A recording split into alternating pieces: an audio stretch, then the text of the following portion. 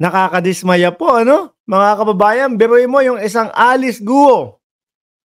Kilala mo yung muka, alam mo yung pananalita, no? Eh, makakalabas pa din ho. Sino kaya ang may ano dito? May kagagawan nito? O eto mga bossing, i-play muna natin saka tayo, habang tayo ay nagre-reaction po. Sabi ni Nestor Guerrero, 79 likes. 79 na ba yung likes natin? Ang dami naman, kakapost lang namin dahil kakagising ko lang. Umabot. Wala pa, 26 pa lang eh. Anyway, mga kababayan, umpisahan na po natin ito. Sabay-sabay tayong uminit ang ulo. Nice. What is the pleasure of the distinguished lady? Salamat po, Mr. President. Salamat po, good majority leader. Mr. President, dear colleagues, I rise on a question of privilege. The Under lady Rule may 39. proceed. Salamat tabi, Mr. President.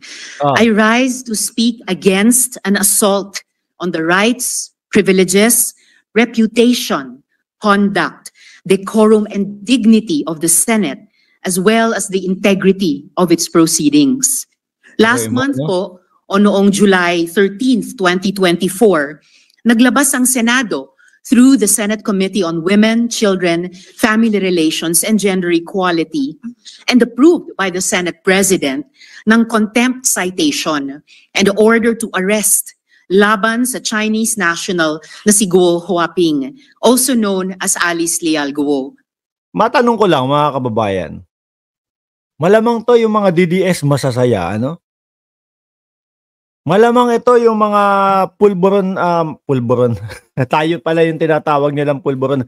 Malamang ito mga kababayan, yung mga OTAP vloggers, OTAP supporter, masasaya po yan.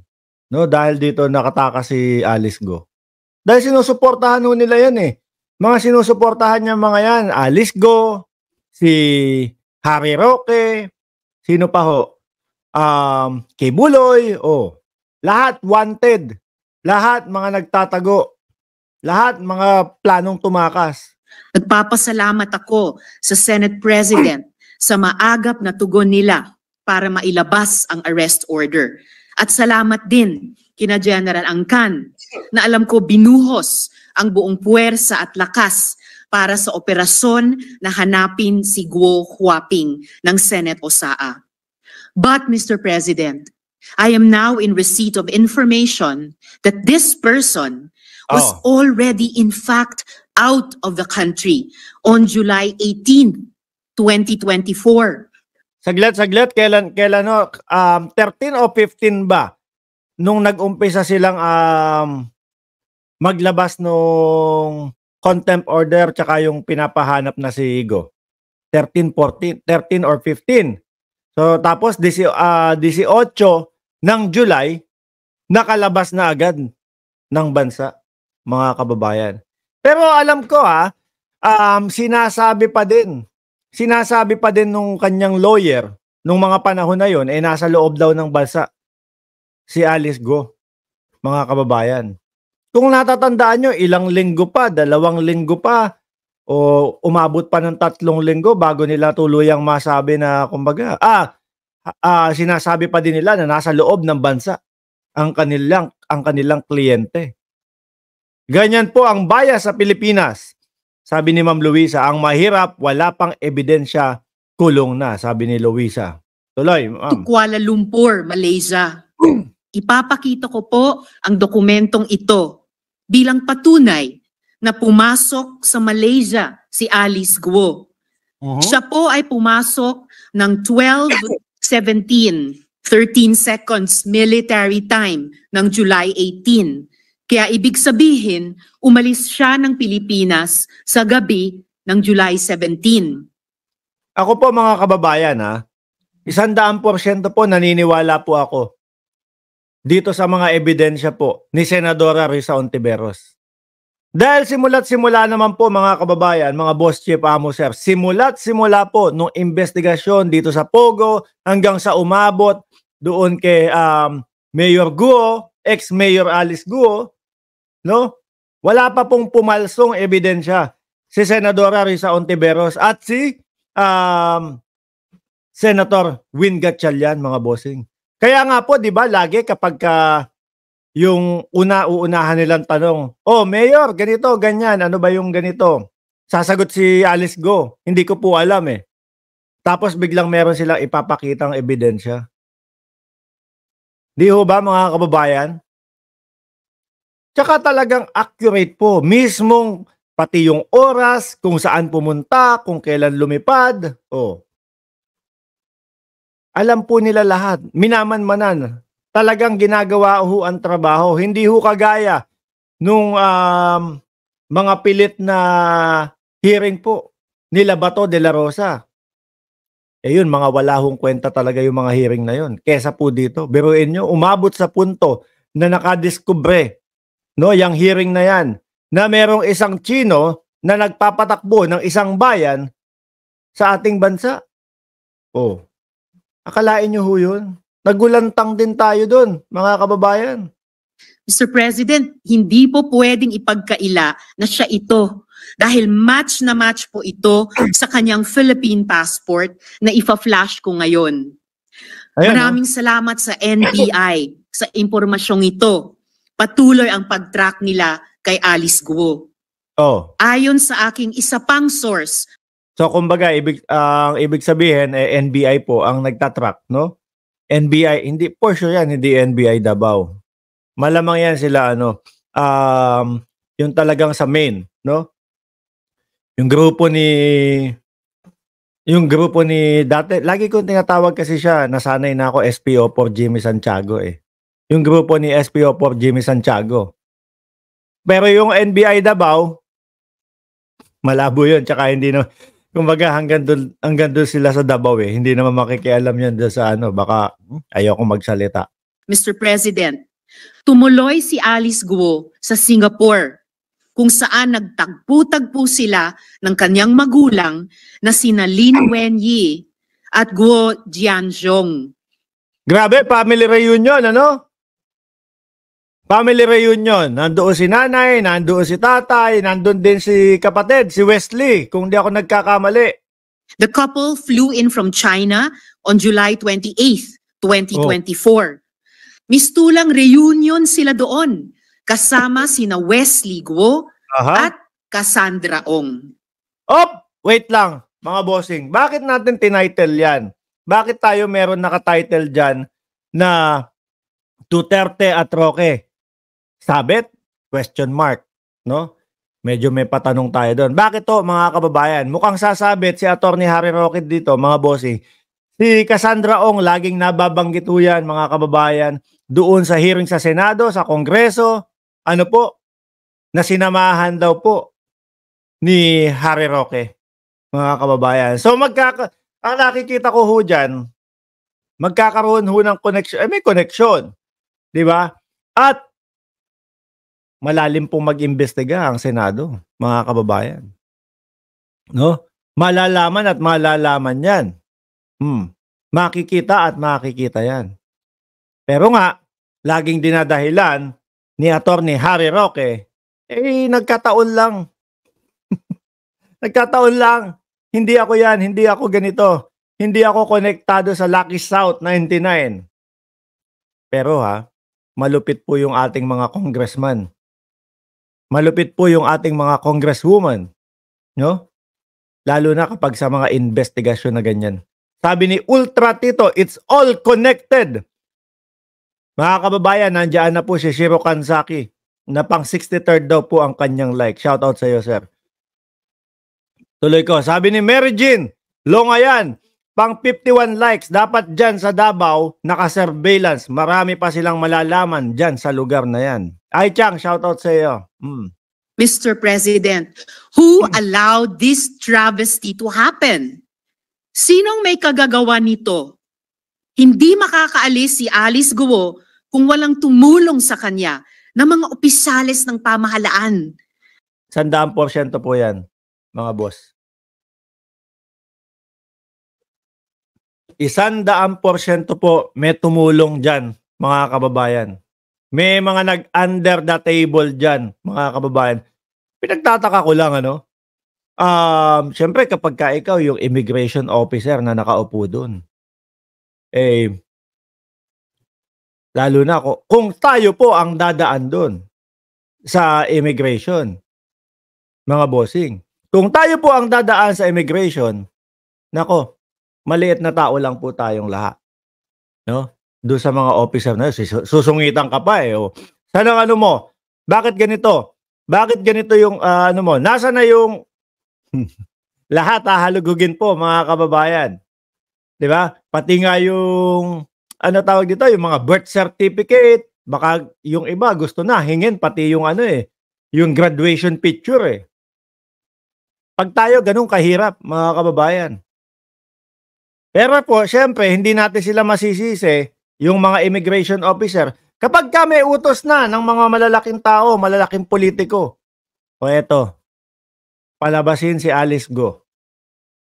Ha? Maliit na lang po sila. Wala na po silang magagawa dyan. Tina B, shoutout sa iyo. Ma'am Lynn Hirakawa. Wala bang hold departure order na ginawa pag ordinaryong tao, grabe ang dadaanan, pero yung iniimbestigahan sa Senado, nakalabas. Yun nga po eh. Yun ang nakakatawa, mga kababayan. May malilintikan po dito, mga bossing. Sabi ni Sir Tony Ninobla, escorted pa yan si Alice Go. Malamang kaya nakalusot. Para tayong ginisa sa sarili nating mantika. I have always believed that legislative hearings are policy-driven. Kaya nung nag-announce na ng ban ang Pangulo, sabi ko, we have done our jobs. Let Correct. law enforcement take the lead. Tama ho yun, mga kababayan. At ako, naniniwala po doon. No, yung pagkaka-announce ng Pangulo dito po sa mga Pogo, na ban na po sa Pilipinas at meron na lang silang 5 buwan para sa mga transition and everything, doon pa lang po masasabi ko na ipanalo na po ni Senadora Risa Ontiveros at Win Gatchalian at iba pa pong mga bumubuo doon sa Senado. Yung hearing na yon.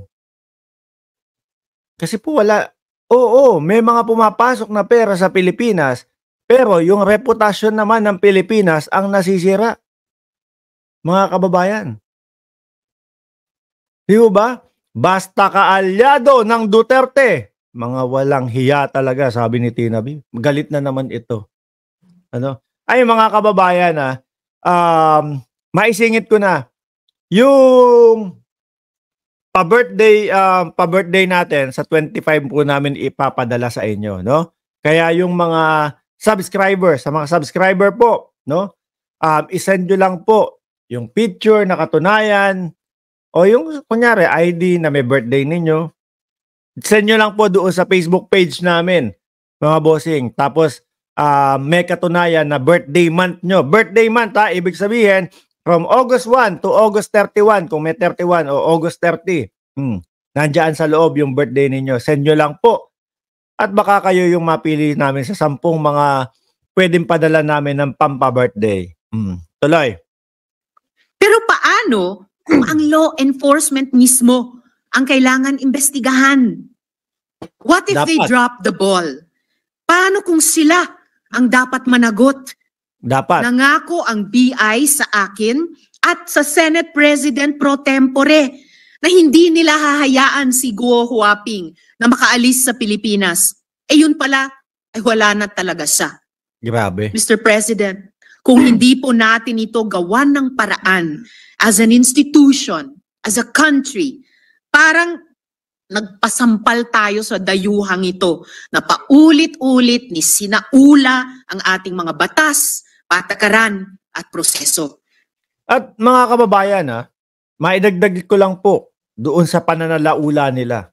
Sinalaula din po nila yung Senado, mga boss. Biruin mo, pinaikot yung Senado, ginawang katatawanan yung Senado sa pamamagitan ng mga pagsagot ng hindi ko po alam, lumaki po ako sa farm. No, mga nakapanumpa yun, lumaki po ako sa farm. Ang eskwelahan ko lang po ganito, ganyan, hindi po talaga ako nakapag-aral. Tapos makita mo, habang iniimbestigahan sila ng Senado, kinakalap yung mga ebidensya. Ayun, natagpuan pa po ni Senator Win Gatchalian, naka-eskwela niya pa. Tapos biglang takas na, wala na. Di ho ba, mga kababayan? Ang maidagdag ko dito, siguro, ewan ko lang, no? Pwedeng mali ito, pwedeng tama, pwedeng makatulong, pwedeng hindi. Siguro kapag kayong may mga ganyang pagdinig ho, mga kababayan, at kunyari, napaka-importante, no? Napaka-importanteng tao, no, na dinidinig sa Senado. At meron ng iniisip na, oh nako, baka tumakas ito, baka ganito, ganyan, baka biglang mawala na naman. Lalo na ho mga kababayan, yung ganyan. Dahil may experience na tayo kay Alice Go na nakawala ho. Siguro kapag kayong talagang kailangan bantayan, matyagan, pansamantala, wag muna yung talagang long term na hold departure order. Habang dinidinig lang yung hearing na yon, no? Habang dinidinig lang yung hearing na yon, hangga't hindi lang tapos, bawal munang lumabas sa Pilipinas. Talagang naka-focus muna sa kanila. Ang Bureau of Immigration, lahat po, no? Naka-focus muna sa kanila hanggang matapos yung hearing. Oh. Tapos merong talagang yung kumbaga, eto hindi pwede ito kasi parang kinontempt mo na yung tao kung sakali na mamanmanan mo habang susundan mo na, no? Hindi naman pwede yun. Habang nag-hearing pa lang. Pero yung i-hold muna pansamantala, no? Wag muna silang hayaan na lumabas ng Pilipinas habang hini-hearing lang yun. Siguro 1 linggo, 2 linggo, ganun lang naman yun para hindi tayo natatakasan. Ulitin ko mga kababayan, itong sinasabi ko, pwedeng makatulong, pwedeng hindi. Pwedeng ubra, pwedeng hindi. Ano po, kumbaga nagbibigay lang ako ng opinion ko. Salamat po, Mr. President. Mr. President, Senator Tulfo is recognized. I'd like to make a manifestation in support of You may proceed. Ayan, si Sir Roman Saaba, susunod na tatakas, Roque at mga Duterte, sabi ni Roman. Tingin ko, ganyan nga po ang kapupuntahan yan Sabi ni Rod Adriano Javier, sequester na lahat ng property niyan. Dapat lang. No? Dapat lang maging pag-aari ng yan. Bansang Pilipinas, lahat ng property.